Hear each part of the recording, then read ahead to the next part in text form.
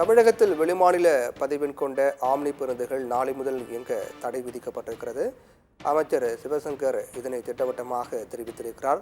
தமிழகத்தில் மறுபதிவு செய்வதற்காக வழங்கப்பட்ட கால அவகாசம் நீட்டிப்பு இல்லை என்றும் அமைச்சர் சிவசங்கர் தெரிவித்திருக்கிறார்.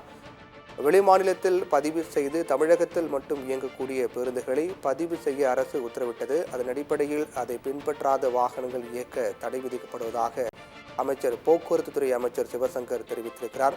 வெளிமாநில பதிவு எண் கொண்ட ஆம்னி பேருந்துகள் நாளை முதல் இயங்கக்கூடாது என்றும் அப்படி இயங்கினால் அதை முடக்க நடவடிக்கை மேற்கொள்ளப்படும் என்றும் போக்குவரத்துறை அமைச்சர் சிவசங்கர் தெரிவித்திருக்கிறார்.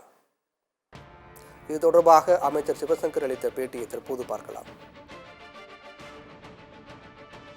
வெளிமாநில பதிவெண் கொண்ட ஆம்னி பேருந்துகள் நாளை முதல் இயக்கக்கூடாது அந்த நடைமுறை நாளை முதல். தேர்தலுக்கு முன்பாகவே ஏற்கனவே போக்குவரத்துறை ஆணையர் இது குறித்து அந்த ஆம்னி பேருந்து உரிமையாளர்களை அழைத்து அவர்களோடு பேசி இது குறித்து அறிவுரை வழங்கியிருந்தார்.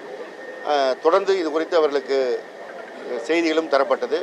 இப்பொழுது போக்குவரத்துறை ஆணையர் கடைசி கட்டமாக இறுதியாக இந்த சுற்றறிக்கையை வெளியிட்டிருக்கிறார். எனவே அதன் மீது நடவடிக்கை எடுக்கப்படும். அவர்கள் போக்குவரத்துறை ஆணையரை நேரில் சந்தித்து கேட்டால் அவர்கள் அது விவாதித்து முடிவெடுக்கப்படும்.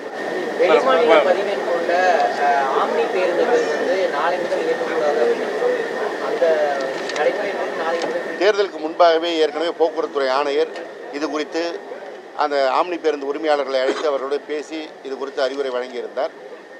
தொடர்ந்து இது குறித்து அவர்களுக்கு செய்திகளும் தரப்பட்டது. இப்பொழுது போக்குவரத்துறை ஆணையர் கடைசி கட்டமாக இறுதியாக இந்த சுற்றறிக்கையை வெளியிட்டிருக்கிறார். எனவே அதன் மீது நடவடிக்கை எடுக்கப்படும். அவர்கள் போக்குவரத்துறை ஆணையரை நேரில் சந்தித்து கேட்டால் அவர்கள் அது விவாதித்து முடிவெடுக்கப்படும்.